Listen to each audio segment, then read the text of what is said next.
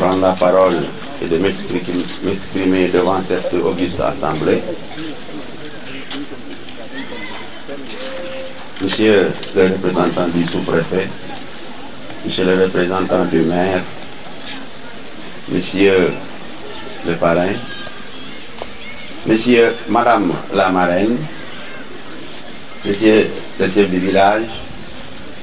monsieur le commandant de brigade, monsieur le représentant des parents d'élèves, messieurs et madame les professeurs,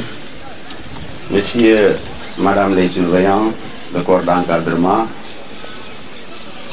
chers invités,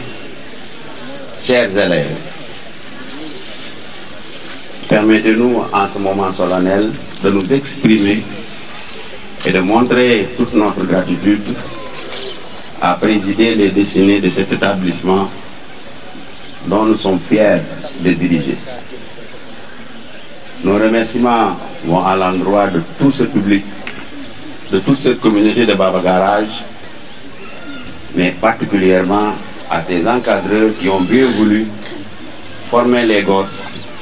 pour les mener dans le droit chemin vers le civisme. D'où d'ailleurs le thème d'aujourd'hui par rapport à ces journées du gouvernement scolaire ici à Baba Garage.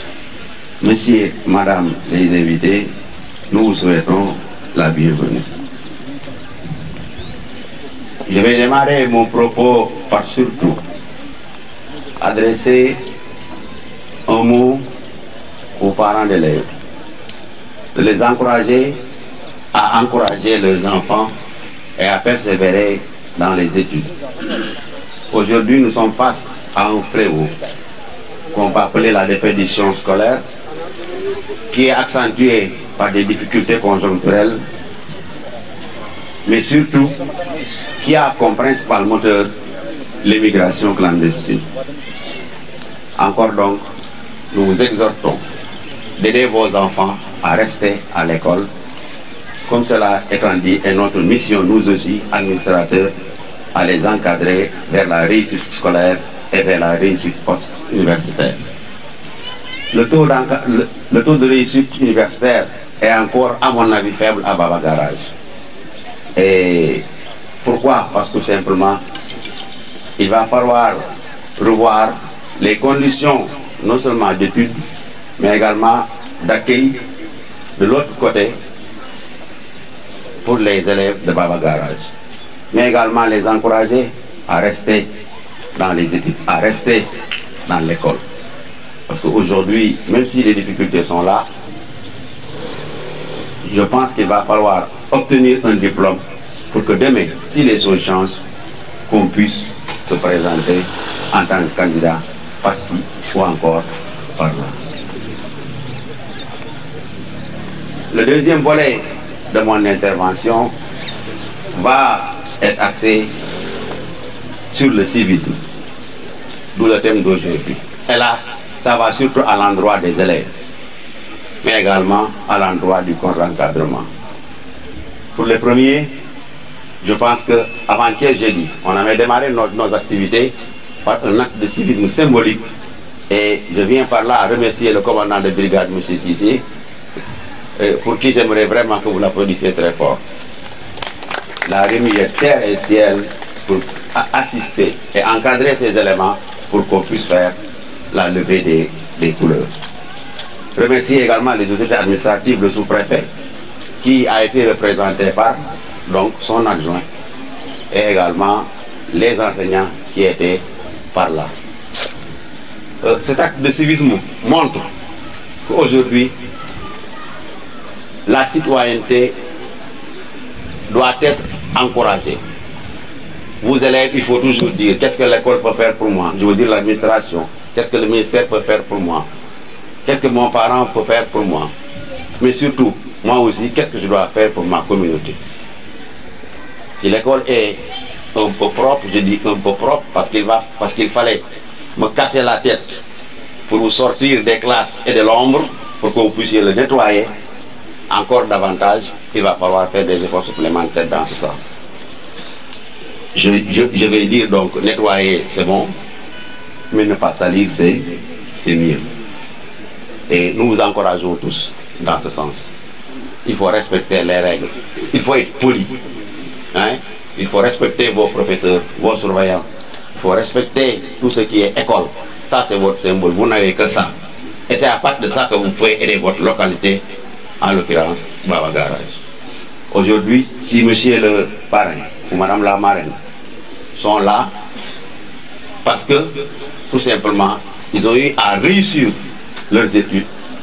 pour venir aujourd'hui donner un coup de main à votre école. Je pense que celui-là qui aura le discours des professeurs ou encore le discours du gouvernement scolaire va y insister pour dire de là que M. Dieye nous a déjà gratifié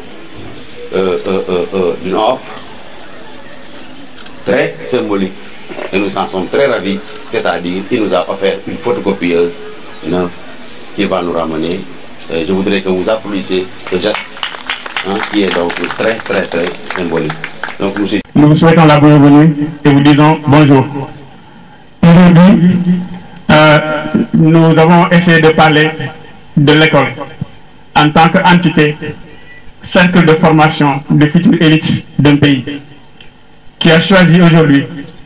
parmi lesquels le personnel enseignant comprend en son sein beaucoup de fils du terroir qui ont choisi un tel. Et nous avons discuté, nous avons convenu que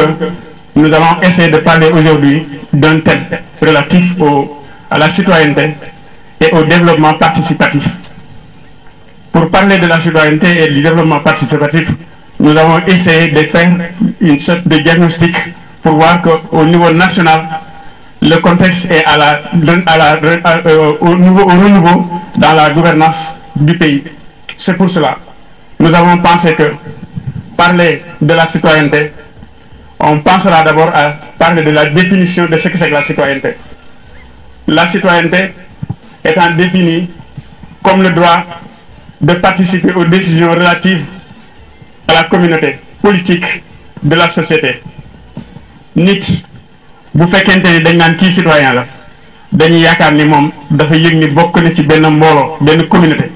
askan boobu mu bokk ñu ne communauté boobu nag mën na ci bokk ay yoon ay façon yu bëri mën na ci bokk nekk ni dafa juddoo bu fekkente ni citoyen bi yaayam wala baayam foofu lañ nekkoon mu juddoo fa ay maamam nekk fa dañ naan c'est un citoyen natif. mën na nekk beneen citoyen boo xam ne waajuram service moo fa yóbbu mu dem fa ba am fa ay doom yi bu ñu juddoo dañ leen di kii bërëb sangam la juddoo kii réew sangam la juddoo. tey am na ay ressortissants sénégalais yoo xam ne ñu ngi juddoo Burkina Faso am na ñoo xam ne ñu ngi juddoo Gabon am na ñoo xam ne ñu ngi juddoo Côte d'Ivoire am na ñu juddoo Cameroun booy def élection boo xoolee da ngay gis ni kii mu nga juddoo boobu Julasso ci Burkina. loolu yëpp ay xeetu citoyenneté la du tere nit ki bu ko neexee mu ni dëkk bii laa bëgg bokk lan moo koy définir mu ni dafay bëgg ni moom day adhéré ci dëkk ba yëngu yi ñu yëngu pour lan pour doxal dëkk ba mu ni kon la citoyenneté bu ko nit bëggee exercer dafay am mën na am 3 points nekkul yooyu kese la waaye mën na am 3 points yoo xam ne nit mën na ci yëngatu pour wane ni moom si réew mi la bokk nan lay def ba réew mi dox. mën na ko def ci niveau familial mën na ko def ci niveau liggéey fa muy liggéeyee mën na ko def ci débat public maanaam li nga xam ne moom la ñëpp bokk si penc mi te ñëpp mooy information actualité ñëpp di si wax ku nekk bokk si en tant que doomu réew. mu ne yooyu nag bu ñu jëlee famille nit ki nan lay wane ni citoyen bu baax la mooy ne par exemple premier pas ci famille mooy ni bu juddoo ñu dugal ko école wala ñu dugal ko métier wala ñu dugal ko daara fu mu mënti doon. dafay dem ba yàgg mu xam ni dëgg-dëgg ay waajuram yore leen njukkal dëgg-dëgg ay sëriñam yore leen njukkal dëgg-dëgg ay patron bi nekk si atelier di ko formé yore na ko njukkal yooyu yëpp dafay nekk yoo xam ne moom mooy xale bi bu demee balay nekk majeur ñi nga xam ne ñoo koy tetti ba mu dem ci niveau bi nga xam ni société bi dina ko soxla loolu moom mooy niveau famille boo xam ni puisque famille école famille la atelier bi ñuy mbaar mi ñuy fole daara famille la yooyu famille la prolongement la boo xam ni comme ni ko proviseur doon waxee léegi waajur bi day dem ba yàgg bi muy fii laa mën a yem ci sama yaru gone kon yow mi ma ko dénk mottali ma sama yéene ci moom yaral ma ko yar bu baax boobu beneen ne mën a jëriñ bu beneen ne mu mën a jëriñ société mu ni autour du travail citoyen bu nekkee ci bërëbu liggéeyam na jàpp ni la muy liggéey moom mooy doxal réew mi bu dee day jàngale na xam ne njàngale mi muy dox mi muy jox na ci def lu mu mën pour mu jàkk ndax xam ne ni ñi muy former boolee jeexital ba mu am ci liggéeyam mooy tax ñu jàkk mu ne kon moo leen di former en tant que wàllu famille en tant que ñu leen liggéey bu fekkee ne yaa ngi liggéey menuisier nga dangay liggéey ay nit ñooy jox seen xaalis liggéey leen liggéey bu baax ndax soo xam sedd ndax say frère lañu waaye ñoom si ñoom nga dépendre pour nga dund enseignant bi na xam ne bu élève amul woon enseignant du am tàccu leen. sant yàlla jul ci yonent bi sallallahu alayhi wa sallam ñu ngi taxaw tey fii di waxtaan ak askan wi di nuyu nag ci sous-préfet ak son équipe di nuyu le maire de la commune de Baba Garage di nuyu professeur et son équipe et les enseignants de Baba Garage di nuyu itam le chef de village di nuyu le parrain ak marraine bi loolu nag biñ ci jógee dañuy santaat yàlla bu baax ndax depuis bañ fi nekkee ba tey ci wàllu école bi wàllu administratif dañ ci am loo xam ne mën nañ ko ci leeral ci kanam askan bi dëgg la école Baba Garage am na ñu ko créé rek benn association la woon bu ñuy tuddee REDIP ñëpp bokk ko bañ koy créé yaakaar naa ni jafe-jafe amal na ci biir réew mi jafe-jafe yooyu nag mi ngi jëman ci wàllu taux de réussite bi nga xam ni daana am ci école yi fi nekk te école yooyu boobu bariwul bi ñu demee def ba def décentralisation léegi yokku nañ école yi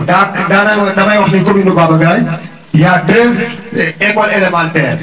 te les 13 écoles élémentaires qui se trouvent ici dans notre commune yaakaar naa ni bu examen amee entrée en sixième yaakaar naa bu ñu atmee am taux de réussite bu baax daana am jafe-jafe yoo xam ne pour xale génn dem Bambey wala nga dem feneen jafe-jafe na ba sam njàng day yàqu association bi nag jóg créé ko bañ ko créé defe naa benn classe bi moo fi nekkan ñuy dem di dem ba suuf Cheikh Diakhal yàlla ko yàlla yërëm moom itam ci moomee la def ci ay école ay classe comme fii kii itam le maire def na fi ay classe kon loolu bu ñu dem na ba école bi ministre bi ñëw au niveau de Baba Garage ci kanaalu REDIP askan yëpp tertu ko ñu demande ko sollicité ko pour école bi ñu mën ko élargir pour mu nekk CEM de Baba Garage gën a yaatu ca lañu ministre bi diggee woon lycée collège bi tam bi mu ko diggee toog nañu ay at yaakaar naa ni ça doit faire 2 ans mënuñoo am accès ci dara ñu gis ko ci comme résultat ci la ñu jëlee suñu initiative bopp dem jàkkaarloo IA muy Aliou Ndiaye Omar Ndiaye bi nekk en ce moment Diourbel ba demee mu ñaan ko audience bi ko ñaanee audience comme vraiment ab recevoir de ressart bu rafet nu toog wax ko solliciter ko notre besoin mooy le CEM de Baba Garage mu ne ñu yéen waa Baba Garage day li ngeen def c'est rare ay nit di ko def ndax nit bu ñu la liggéey nga toog mën nañ ko détourner yóbbu ko feneen waaye nag c'est bien beau ngeen di ko fàttali ba mu defee loolu tam fàttali yaakaar naa si saa la jëlee téléphone woo ministère de l'éducation ñu wax ko ni ko problème Baba Garage daal mooy problème mu Wade dafa am benn signature bu ñu war a signé moo tee ñu ko commencé école bi tooguñu ci fan école bi commencé kon nag loolu ay jéego la ba ci loolu jógee itam lycée bi def yàlla def chaque année ñuy am taux de réussite bu baax li ñu fi amee 95% muy at yi passé 2 ans yi passé ci la ñu jël ma dem maire mu ne amal ko léegi kat mu ne am ko dañ daa wax lycée waaye yaakaar naa ni lii buñ ci jógu yaakaar naa lycée bi te cette année si yaakaar naa ni mën na noo am ay jéego ba noo am lycée maire ànd ko nag ak monsieur Babou ak monsieur Diouf ñu ànd ko dem ñu ànd audience fekk demande nañu ay demande tam demande bu nu ma sa dem secrétaire bi dañu mosu ñoo gis demande Baba Garage fii ci lycée Baba Garage kon donc mu ngi kon tey jii rafet na maire bu ngeen àndee ñëw fii loolu dañ ko mën a taxawal ba yàlla def ñu taxawal ko lycée bi nag maa ngi remercier le professeur di remercier son équipe pédagogique vraiment xale ñu dynamique lañu ñu gëm lu ñu nekk lañu ndax am na ci loo xam ne bu ñu demee ba fin d'année ñu war a def examen muy bac bi daaw am na yaakaar naa résultat bi kenn ku ne gis na ko BFEM bi tam résultat bi kenn ku ne gis na ko kon jàpp naa ni professeur ak sa équipe ñu ngi leen di sant di leen gërëm ci seen dynamique seen disposition ci xale yi nag dinaa ci dolli boros tuuti comme ni ko professeur waxee seen mag yi fi nekk dañ daa dem at ñi ñu leen di yóbbu école normale boo fa demee ci jamono yooya c'est très difficile pour nga am foo accueil nga jóge fi wala ñu yóbbu la Ndar c'est très difficile pour nga am ca accueil yaakaar naa ni man naa cee jël benn modèle ku ma yàgg muy Abdou Fall xam na loolu dund na loolu ak i moromam yéen nag vous avez mille chance yow sa kër papa di la toppatoo sa ndey di la toppatoo di xëy di la gis di gonti di la gis li am solo nag ngay def seen xel yi ci éduquer ndax li tax ñuy dox éducation dañ leen di jàng ak ñaar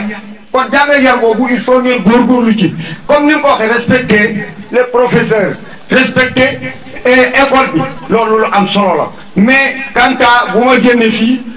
bu ma génnee pare naa ci déedéet c'est pas ça c'est pas le cas te fii am na fi gone yu fi génn ñii nga France ñeneen nga fi ñekk professeur kii fi la jànge ay morom fi la jànge kon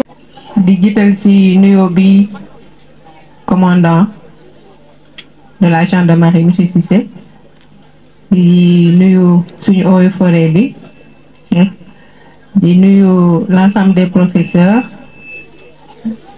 à travers le proviseur donc di nuyu monsieur Asfal maa ngi nuyu représentant aux parents d'élèves yi tonton Gueye di nuyu képp ku fi teew ci suñu kilifa yi yëpp ci mbooloo mi di nuyu jigéen ñi jàkkaarloog ñun nii di ñu seetaan parents d'élèves yi di nuyu élèves yi di nuyu jeunesse bi yëpp maa ngi nuyu monsieur le maire mi nga xamante ni tey dafa am empêchement mu yebal ma aussi en même temps pour ma jël kàddu wam waaye kàddu bi tamit dama koy jox monsieur le deuxième adjoint maire Maguette Dieye moom laa koy santaat mu waxal ma kàddu monsieur le maire donc maa ngi àndandoo mënumaa lim ñëpp waaye dinaa ci tudd maman Tambédou mi nga xamante ni moo représenté famille di nuyu Assougien ci jeunesse bi di nuyu Daaro ñoo ànd Mata Fall ci moom duma ko nuyu sama petit frère donc di nuyu ñëpp ñi nga xamante ni mënuma leen daal cité maa ngi koy tënk di ko jox kilifa bi mu jàllale ko maa ngi sant bu baax a baax le corps professoral ak élèves yi nga xamante ni ñoom xam naa sama kàddu dama koy wax ci wolof rek ndax comme parents d'élèves yi dañ fay nekkaale te ñu dégg français ñëpp dégg nañ wolof kon moo wax ko ci wolof rek donc di kontaan bu baax a baax ci cër bi ndax dëkk ci dëkk jàngee fa màggee fa ñëwaat di partager li nga xam ak li nga mën ak waa dëkk bi ñu cëral la tuddee la nga nekk marraine journée boo xamante ne ni wàllum jeunesse la ak éducation ñu boole ci thème bi muy civisme dañ ci daal di kontaan bu baax a baax di ci delloo leen njukkal donc di wax rek nii école bi lycée Baba Garage fierté wu waa Baba Garage yëpp la war a doon te képp ku nekk war nga ci dugal sa loxo parce que day soxla tout le temps doole kon li nga xamante ni nii moo ñu war mooy di delloo ci waat à chaque fois suñu doole di ko ci def di jàppale xale yi ndaxte suñuy doom moo fi nekk ak suñuy mag suñuy jarbaat ñoo fi nekk donc kon tey képp ku nekk war nga kenn ku nekk war nga ci dugal sa loxo sànq maa ngi dégg ñu ne nag temps bi dafa gàtt waaye bëggoon naa waxtaan tuuti rek ak parents d'élèves yi ndaxte man benn question moo ma yitteel vraiment mooy la déscolarisation des filles xam naa ne du thème bi waaye dama ci bëgg a waxtaan ak parents d'élèves yi tey dañu gis ni jigéen bi bu demee ba secondaire bay am BFEM daal dañ koy daal di maye mu sëyi loolu day participer day encourager faible taux bi nga xamante ni de réussite des femmes te tey jamono dafa toll foo xamante ni jigéen dafa am beneen xar kanam boo xamante ni moom la am moom lañ ko war a jox cër maanaam mënuñu dem sans jigéen ñi kon tey jigéen ñi dañu war a taxaw ci fépp fu nga xamante ni askan bi dafay yëngu jigéen dafa war a feeñ kon loolu man lay gën a tàllal loxo ci parents d'élèves yi ñu gën a donc yokk tuuti Pastef en tout cas yokk tuuti gën ci bàyyi xel ba bàyyi xel yu jigéen ñu yeggale jànge parce que nag loolu moom xam naa ni muy gën a fréquent ci sama mbokki waa Thialé yeeg ñoom képp ku nga xamante ne am na BFEM rek ñu may ko donc loolu moom maa ngi leen ci gën a tàllal loxo li ci des di civisme bi aussi nit ku ci nekk ñun on est régi par des institutions yi ñu teg pour suñu dëkk dox loolu war nañ ko respecter civisme ci école la war a commencer donc dès le bas âge ñu ngi koy jàngale sax waaye xëy na war nañ ko gën a mën a yokk donc kon yan xale yi war ngeen a xam ne civisme mu ngi njëkk a commencer ci fonk sa bopp fonk fi ngay jànge fonk sa dëkk fonk lépp li nga xamante ni dafa bokk ci liy doxal sa réew nga respecté ko te nga doon ci loo xamante ni ëllëg yow it mën nga see participer ndax da nga am droit da nga am devoiru participer ci sa développement wu réew. xam naa ni du ma guddal torop kàddu gi dama koy daal di tënk fii damay mujjee rek nuyoo di jox cër parrain bi monsieur le professeur Abdoulaye Diouf di ko aussi féliciter ci cër bi donc maa ngi sant ñëpp di gërëm ñëpp xam naa ni ku ma fàtte tamit maa ngi jégalu jërëjëf. Merci beaucoup monsieur Diop. Monsieur le représentant du sous-préfet, monsieur le chef de village,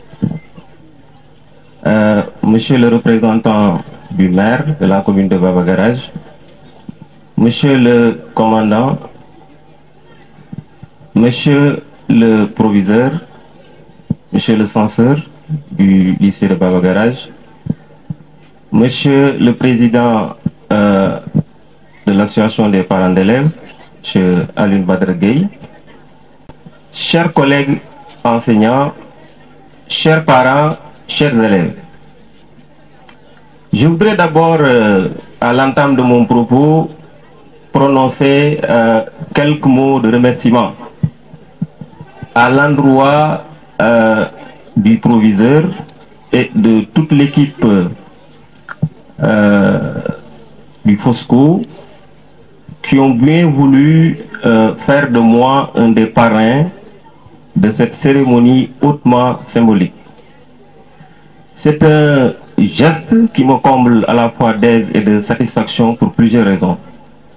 D'abord, je suis natif de ce village-là, je suis né ici, j'ai grandi ici, j'ai fait mes études scolaires ici. Donc vous me donnez l'occasion de revenir dans cet aéropage-là, communier avec mes jeunes frères, mes neveux, autour d'un thème sur lequel je reviendrai. Mais vous donnez également l'occasion à l'enseignant que je suis, M. Diop l'a rappelé, de revenir aussi communier avec mes collègues. Et je voudrais d'abord commencer par rendre un hommage appuyé aux enseignants et à M. le proviseur. Moi, je suis enseignant. Je sais comment est-ce que les enseignants contribuent à la transformation structurelle de notre société.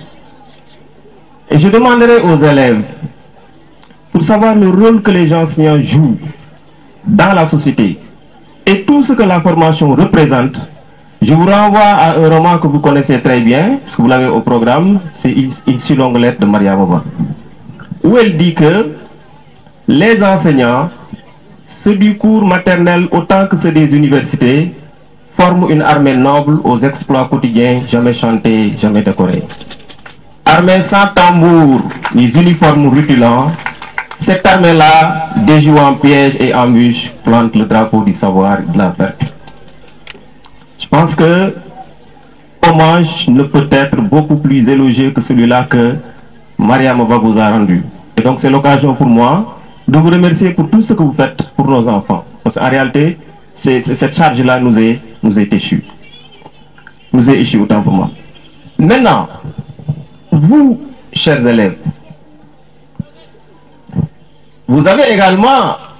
une obligation de résultat. Mais vous devez également la fière chandelle à vos enseignants. Et pour ça, je vous renvoie à une leçon de morale. Parce que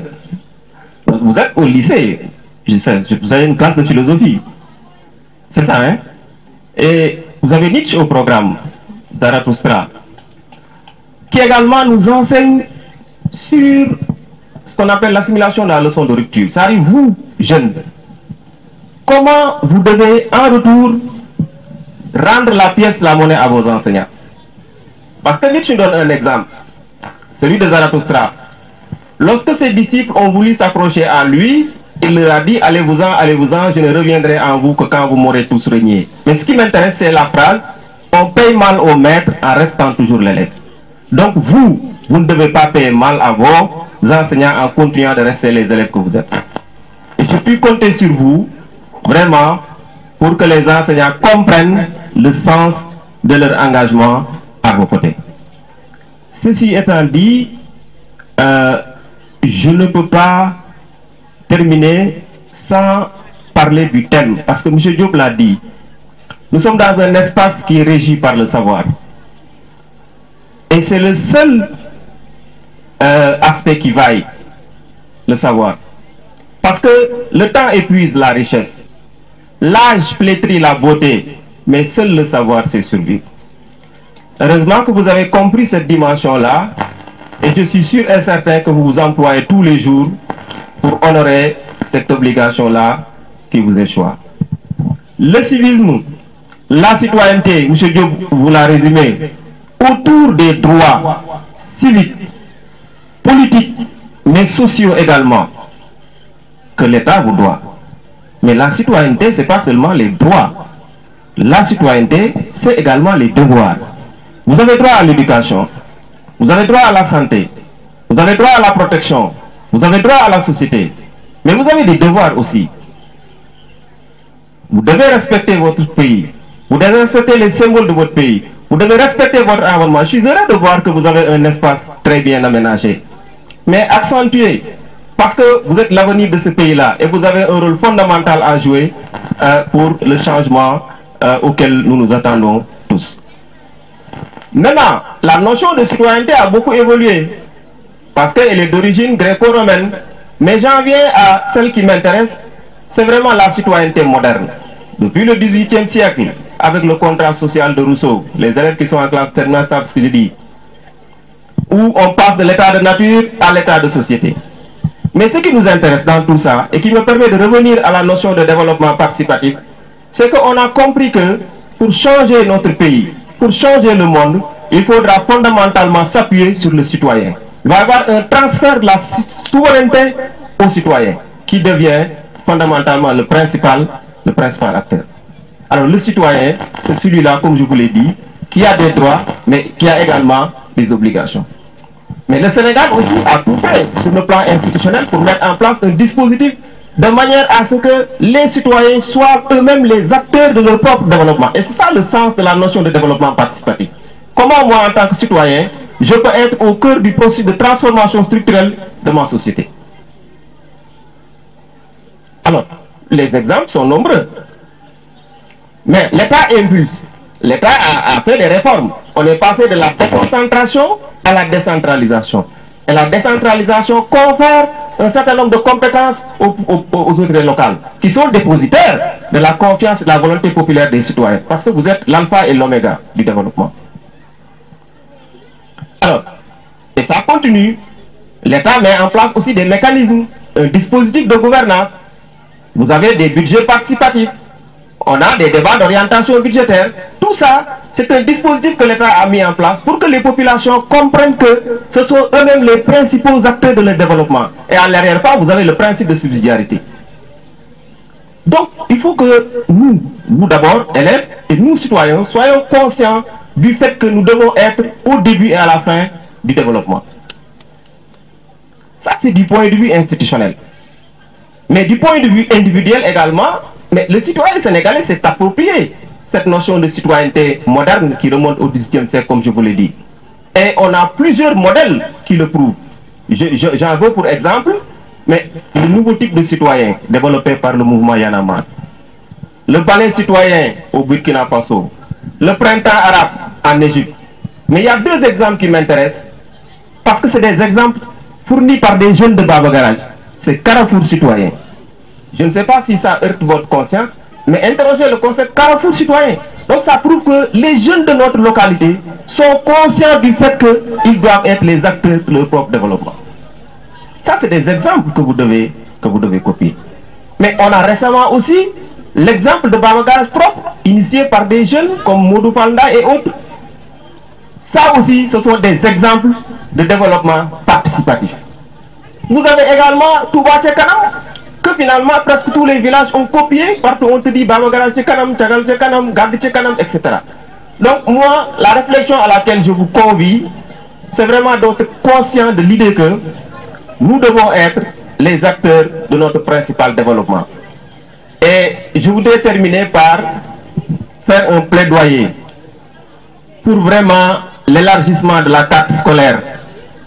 C'est vrai, Baba Garage a un collège, un lycée, mais je pense qu'il va falloir aussi que la question de l'accès soit beaucoup plus élargie, qu'on ait un deuxième CM, pourquoi pas, du côté de Tawa. Je pense que ça aussi, les autorités devraient travailler à ce que vraiment cet aspect-là puisse être atteint. Alors tout ça, on le dit pour montrer que le développement doit être un développement endogène. Et nous sommes heureux de lire dans le projet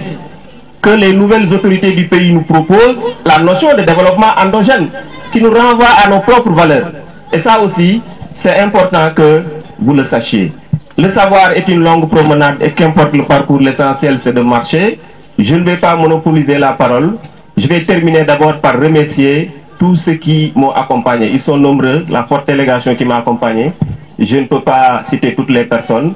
mais il y a mon ami et frère Asphal qui est venu de Dakar. Il y a mon jeune frère Tala Kairé, qui est le coordinateur pasteur de Kersambakan, qui nous accompagne depuis hier dans nos activités. Il y a Modou Falnaï qui est là, mon frère, et vraiment toute la délégation qui m'accompagne.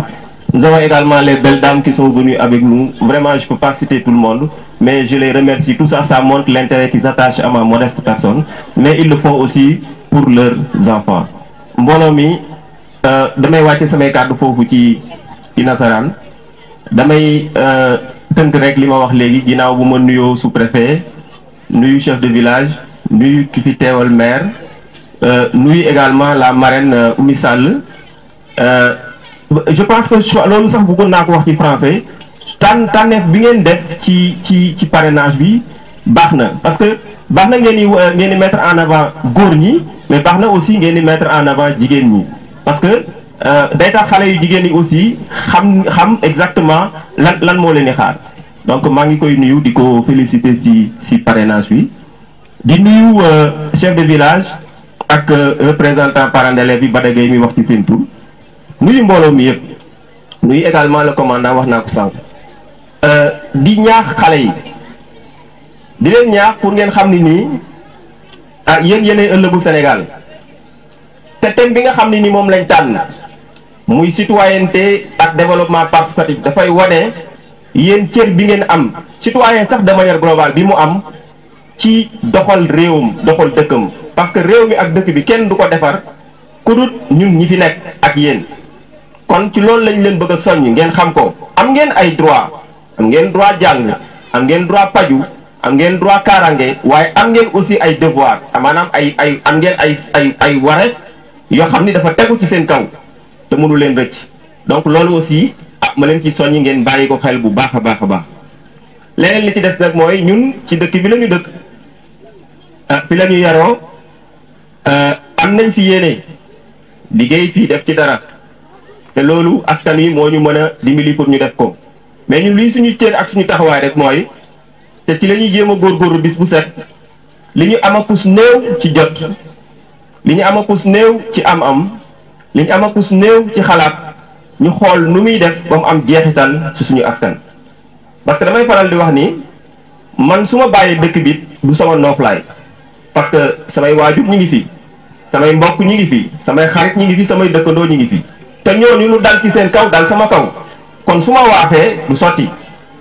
parce que bu dara dalee seen kaw it ala kulli fu mu mën di nekk damay bàyyi lu ma jàpp dellu si ci ñoom kon bu ñu mënee fexe ba lépp jàppali ci dëkk bi loolu man jàpp naa ni suñu nooflaay lay doon loolu bokk na ci li sabab loolu forme de développement participatif la pour dellu si waat ci seen thème bi nga xam ne nii moom ngeen di développé. alors cër boobu nag li ñu ci man ñu ngi koy jéem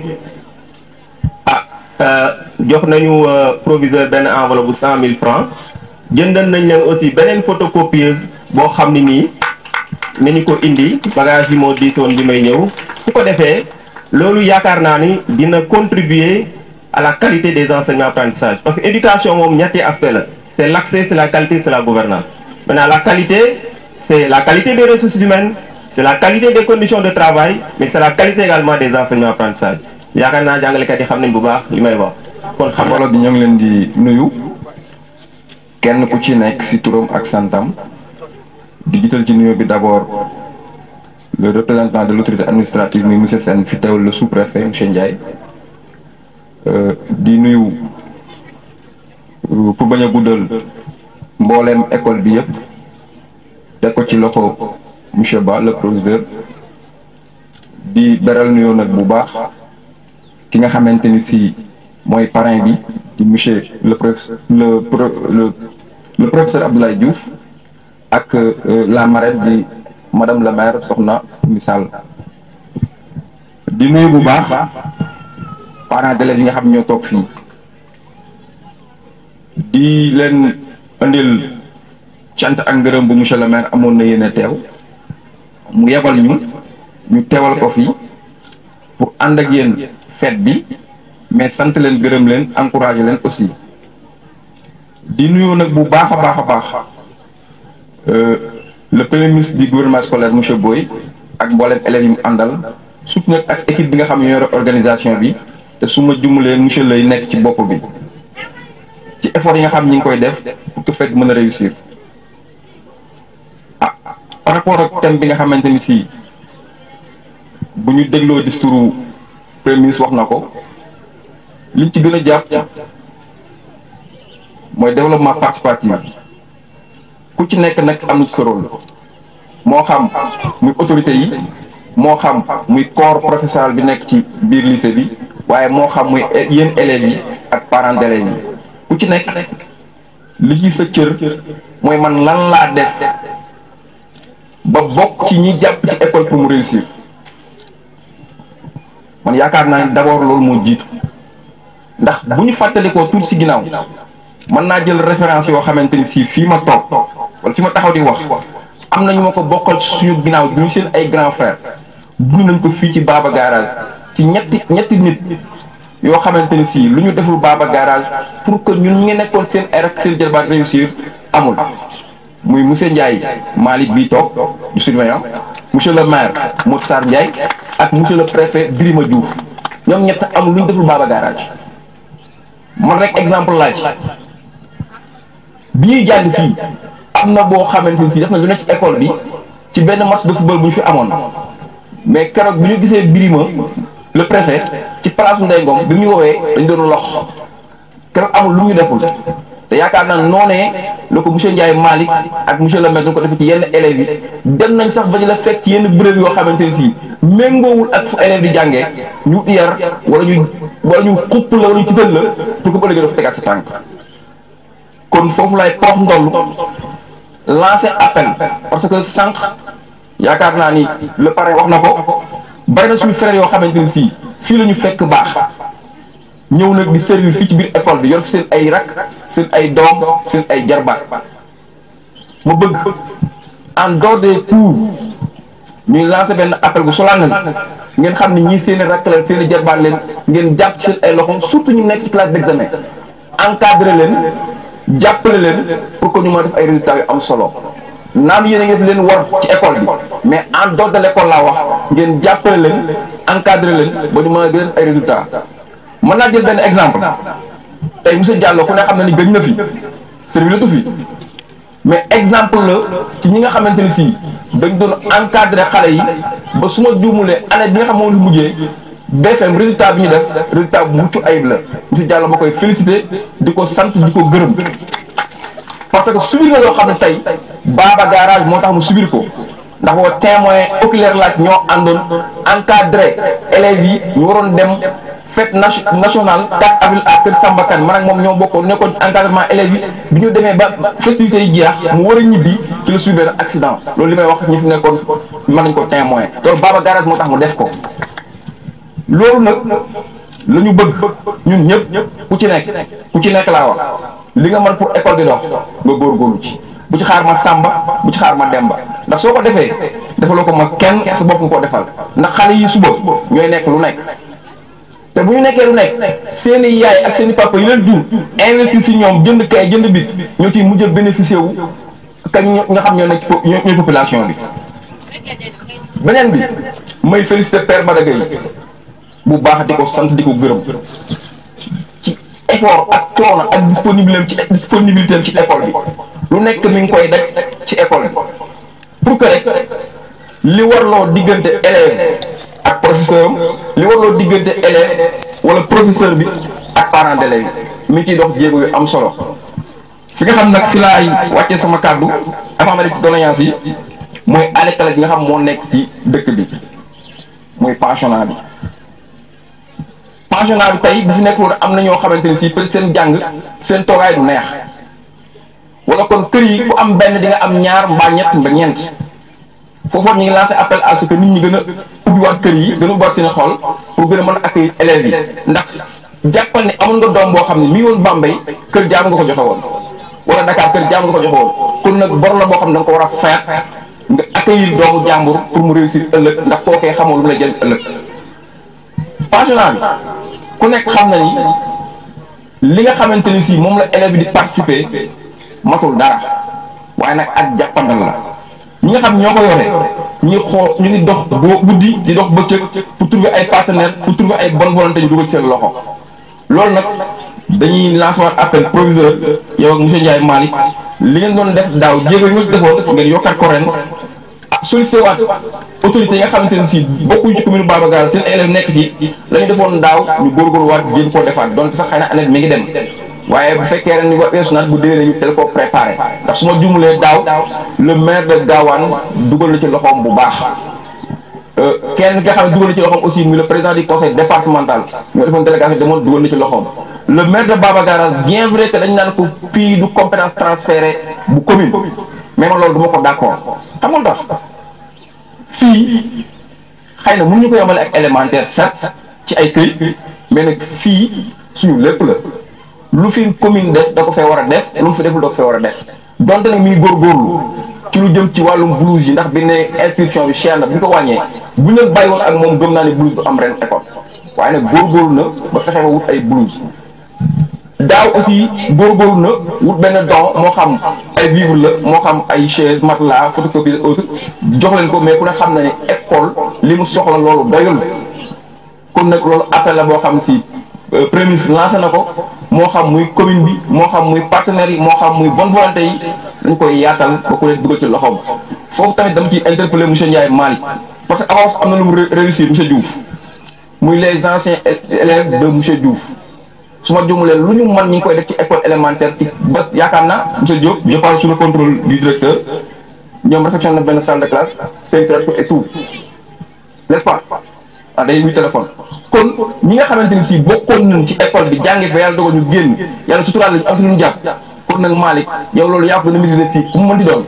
fexe la am seen contact nga jëm leen a boole ku ci am ñaar téeméeram def ci ku ci am téeméeram def ci ba école besoin yi nga xam ne soxla na ko ñu ciy jàpp bu baax a baax ndax yéen a wax kat développement participatif fi nga xam ne fa laay daanele mooy nag école bi baax na trop macha allah taaru na waaye nag li ci ëpp solo mooy ay résultats am na condition yoo xam bu ñu ci demee bu ñu am ay résultats dina metti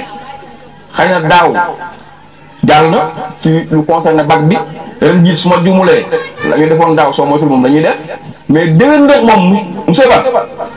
ñu ngi lay ñaan yow ak kooku koo ci war a àndal ñu teel a dox teel a jóg su fekkee mën naa nekk ñu am un centre secondaire pour le bac parce que conditions yi nekkoon daaw nag métti na trop parce que aussi xale yi xam ne am na ñoo xam ne xëy na ñu génn bi fa ñu nekkoon nañ bëggoon mel ko carrément donte nag ma ciy profité di féliciter bu baax di remercier ci turu monsieur le maire monsieur Diouf Amaros ak Koumba Fatim Faye ak Mbène Diabou Gadi Thiam effort yi nga xam ne def nañ ko ak monsieur Diop bu nekk pensionnat ànd ak xale yi dem yor leen foofu def fa 3 ou 4 jours ànd ak ñoom dafa metti comme que ren jàll na aussi déwén moom ngir yàlla nañu góorgóorluwaat takk liggéey yi ba fii nekk centre secondaire pour ñu gën a mën a jàppale xale yi nga xam ne dañoo nekk en classe d'examen au niveau du bac loolu laa ko wax. Quant nag monsieur le premier ministre li nga wax lu jëm ci doléance école bi man bari ci dem bi ñu min ba ñu envoyé ñu jox ñu ngi salle d'informatique bi ma duggee monsieur Ndiaye ngi nii ak Naar ak Ablaye dama leen fii mooy salle d'informatique ñun ma waaw dama retaan ma leen fi ne lu waay defar fi nekk nii ci internet bi nga koy defee bu fekkee nag xale yi initié wul leen ba ñu dem ba nekk à l'université ñu mënuñu manipuler ordinateur tamit loolu jafe-jafe la handicap la kon nag nañ ci waxtaan ak bu baax xool ku ci nekk nañ ci mën a dugal loxoom ba ñu am matériel bu de qualité am un formateur bu fay nekk di former élèves yi ba nga xamante ni si bu ñu génnee si daf ci am jafe-jafe boobu loolu tamit yow mi am nga ci part de responsabilité mbay baa ndax fa nga xamante ni si mooy université ak le professeur Abdoulaye Diouf am ngeen ci part de responsabilité ngeen dugal seen loxo dana jàppale xale ci côté boobu fu may mujjee di ko sant di ko gërëm donte bokkul woon ci thème bi muy le commandant de la brigade gendarmerie ci effort yi nga xam mi ngi koy def ci assurer la sécurité des personnes et des biens de la commune ñu ngi ko ci sant bu baax di ko gërëm ndax am na loo xamante ni si doon nañ ko dund bu njëkk mais fi mu nekk nii alhamdulilah ñu ngi koy ñaanal ba li nga xamante ni si moom lay def ndax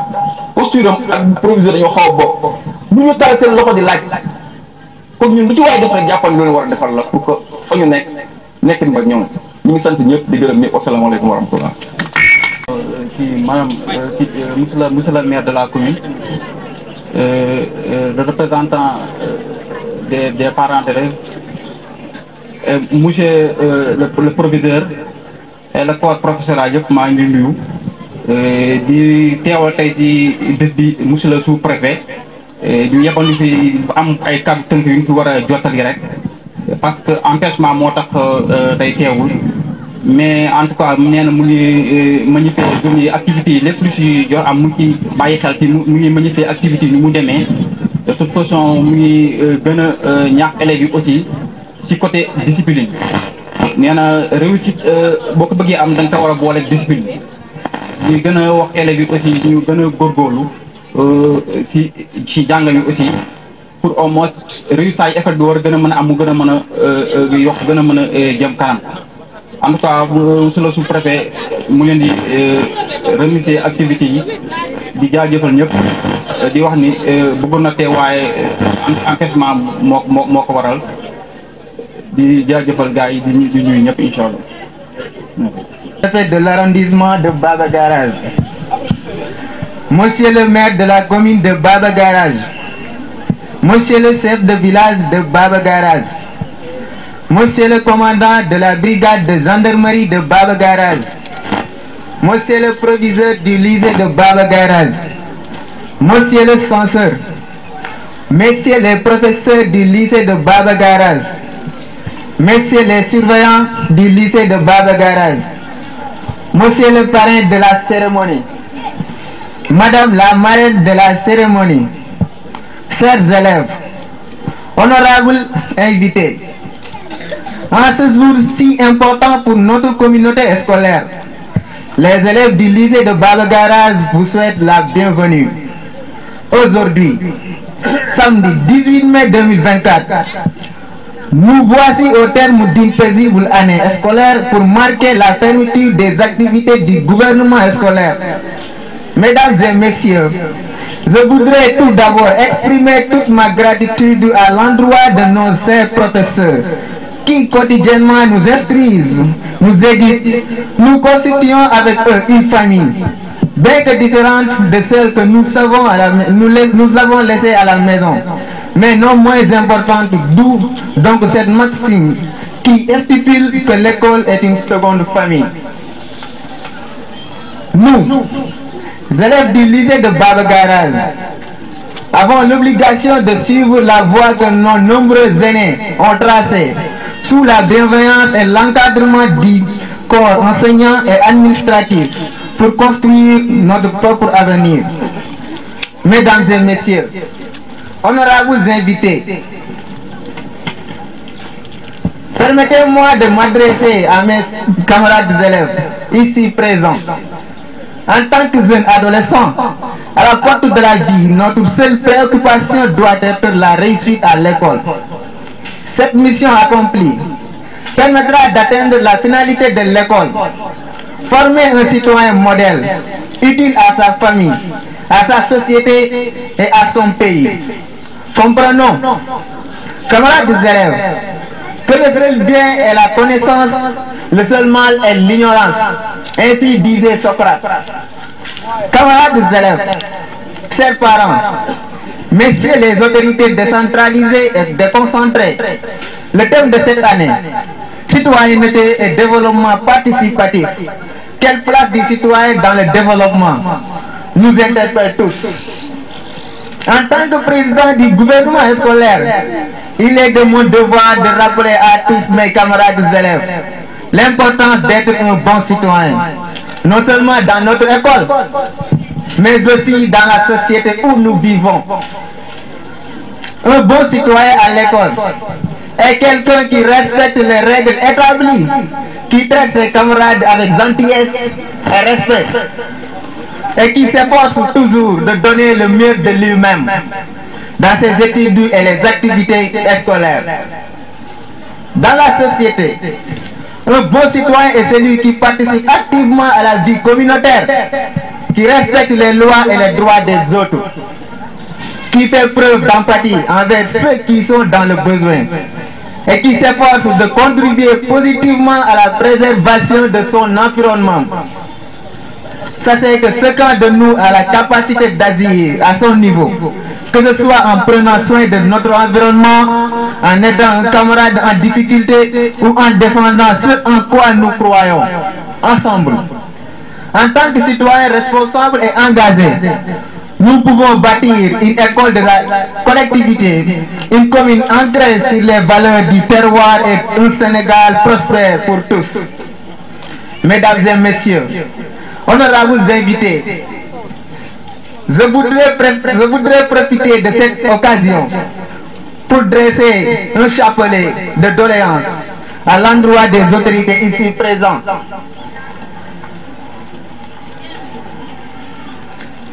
Nous élèves de Baba Garage, sollicitons une salle informatique bien équipée, une bibliothèque digne de son nom, une connexion internet haut débit pour les élèves,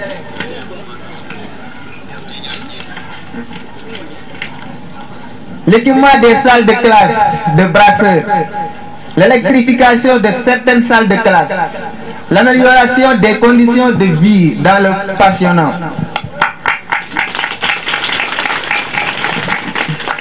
Je ne saurais terminer mon discours sans remercier cordialement le parrain et la marraine de ces activités du gouvernement scolaire pour cette édition, qui ont su accepter sans condition de partager avec nous ce grand moment de communion et de convivialité de la communauté éducative de Baba Garage. Merci de votre aimable attention. Que la fête soit belle. Merci beaucoup. ginnaaw bi ñu nuyoo mbooloo mi fi nekk yëpp jiital ci nuyoo bi monsieur le proviseur mu joxal ñu ko ñu toog ci bâche bi yëpp pour bañ a lim parce que lim dafa dul matal mais doo jub dafa am loo xamante ni si école bi buy fonctionner looloo tax muy fonctionner muy élèves yi ak administration bi ak parents d'élèves école mënoo ci génnee ñett yooyu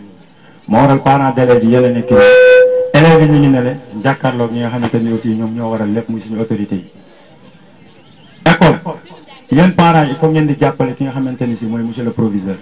je pense que benn kàddu rek ngeen di wax yéen ñi ñëpp tey occasion bi lañ am pour jàllale message boobu ñu may ñu tuuti ñu dégloonte occasion bi lañ am pour jàllale loolu bu ngeen xoolee commandant ngeen ko tudde sax d'ailleurs proviseur ko wax mu ne ñoo commandant la parce que xale yi boo xoolee ñu ci bari léegi heure ngay xëy heure ngay wàcc ak leneen ak leneen ak leneen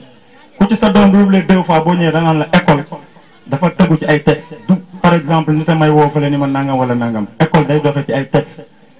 sa doom dafa am âge boo xam moom lay jàng sa doom dafa am aussi nombre boo xam bu ko defee ci école dañuy redoubler su redoubler 2 fois dañ koy dàq bi du école bee koy dàq de mais administration bu Sénégal moo wax ni nii bu ko élève redoubler dañ ko war a dàq loolu il faut parents d'élèves aussi mu xam loolu ñun nga xam dañ fiy jàngalee dëkk ci dëkk bi boo ñëwee ci man ni ma sama doom ji kat dama bëgg nangam xamal ne ñun dañu am ay limites parce que dañu tënku ci ay textes sinon kon anarchie day am parce que dañu di xaar ci ñun ay résultats nit ki booy xaar ci moom ay résultats sa doom xëy jàng school 2 yoon 3 yoon ñu convoqué parent bi mu ñëw ba bureau proviseur bureau censeur rombaat foofu feneen yow nga nekk parent d'élève sa doom nga yaakaar ci moom ëllëg looy xaar ba 1 yoon 2 yoon ñuy convoqué sa doom ba ëllëg parce que du ñu xëy dàqale de ok sa doom du ñu xëy dàq ko de di nga ñëw 2 ba 3 yoon bureau mu taaj la ne la sa doom bi nii ak nii bu école tëjee nag conseil prof yëpp daje ñun ñu fi dëkk ak ñeneen ñëpp ñu daje ñu ne élève bi kat lii ak lii moo nekkoon ay kiyam ñu soog lay ne la yow kat demal toog sa kër gënalul mais parents il faut que ngeen xam loolu seen doom yi il faut que ngeen xam ne éducation bi ñun dañ ci am part de responsabilité mais école bi mais élève parents d'élèves moo ci ëpp sens je vous donne sama exemple ak tant d'autres yoo xamante ni ñu ngi fii toog di fi jàngalee fii ci école bi am na comportement buñ doon yor tey duñ taxaw ak yéen tey di wax ak yéen kon liñ ñu defoon si ñun lañ leen di delloowaat dëgg rek mooy dëgg liñ defoon si ñun fii bañ jàng mën a taxawaat di joxewaat xam-xam boobu suñuy doom ak suñuy rak buñ ko defuloon si ñun duñ ko mënta nekk c'est pas possible. je pense que monsieur le maire wax na ko léegi Max Gueye moo ko représenté fii la jànge école bi la jànge tey te yu bëri dañ ko ciy sollicité mu ñëw di ko def au niveau de l' école biñ fi mujjee rencontré li ñu leen waxoon dafa leer école bi ñun la ak parents d'élèves mënuñu à chaque fois on répète les mêmes erreurs parents bi di ñëw naan non nangam bu ngeen bëggee affaire bi mën a nekk il faut que seen doom yi ngeen ciy jàpp ñu am benn effectif bu ñuy permettre ñu mën a am centre d' examen fii Baba Garage je pense que proviseur c'est combien c'est 100 on a moins de 100 d'élèves pour les terminales donc ba léegi Bambey la ñuy defee kon loolu du dem loolu laa ne woon naa ko sànni beneen bi ci topp mooy monsieur le parrain ginnaaw bi ñu la santé gërëm ci accepté bi nga accepté ñëw non seulement nekk le parrain à l'espace de 3 semaines ñu waxaale woon ne la 750 élèves ñoo nekk fii ci école bi manqué nañ photocopie ak leneen ak leneen léegi nii wax nañu ni ñu photocopie boobu réglé na ko kon donc ñeen tàcc ko bu baax a baax photocopie boobu réglé na may nañu ko loolu moom vraiment ñu ko sant ko ak yeneen ak yeneen la marraine aussi muy Oumy Sall Mbacké lii nekkul suñu première collaboration ak moom boo xoolee majorité yi war a ñëw def si seen fête bi moom moo leen sponsorisé seen tenue lépp moom moo ko financé ci xaalisam donc loolu aussi ñeen tàcc parce que cotisation yi nga xamante ni dañ koy laaj élève boo xoolee école pro boo xoolee cotisation mun la non cotisation non élèves yi bu leen laaj xaalis parce que xamul tax ay njàngaan si ngeen ñëw ñu ci bari ci pensionnat bi lañ nekk monsieur Ndiaye mën na témoigner loolu xam nga ni 15000 francs sa doom yor ko ak quelque nature ci ay dugub ak yooyu est-ce que yor na élève pendant 1 an mënul nekk te 75 élèves et plus nekk ci pensionnat bi mu nekk ci région bi benn boobu donc kon autorité yéen ñi toog fii ñu ngi leen di ñaan loolu ngeen fexe ba yéen aussi lu ngeen ci mën ci pensionnat bi ngeen def ko parce que ñii bu ñu leen bàyyee tamit dootu ñu am fu ñu nekk benn bi ci topp muy la marraine wax nañu benn jardin au niveau de l'école tey yéen a ngi ñu toog fu ngeen toog ci ket je pense que lii monsieur Sagna je pense que yaa fi defoon lii tey bañ ñëwaat fekk ngeen mën ci toog nii tey te yéen ñi ñuy toog nañ ko gërëm monsieur Sagna mii tey moo def lii ba ngeen mën ci toog lii nag environnement kese la exemple bii rek war nañu doy ñun ñëpp lii suñ def amuloon duñ bâche yi mënuñu ci toog dépôt de bâche dañ am parce que démb la woon jàngi gat la majorité ci matériel bâche yëpp gis nga fa lañ ne dañu xëy improviser pour rek nu ñu dimbalee suñu doom yi nekk ci école bi ñu mën leen defal benn fête bi nag pédagogie bi na ëpp parce que boo xoolee prix yële li ñu mooy ñi nga xam ñooy crème école bi ñu ñeen yaakaar pour ñu mën a toog fi mën a tudd lycée bi fu ne ñii ñoo ko waral donc loolu laa naa ko jox bi ñu des na mu koy tëjee ci parrain wu interclasse yi muy monsieur Doudou Dieng ngeen applaudissé ko vraiment démb muy handball bi muy football bi monsieur Doudou Dieng moom moo nekkoon parrain bi donc ñu ngi koy sant di ko gërëm maa ngi gàttal foofu rek di ko daaneel foofu noonu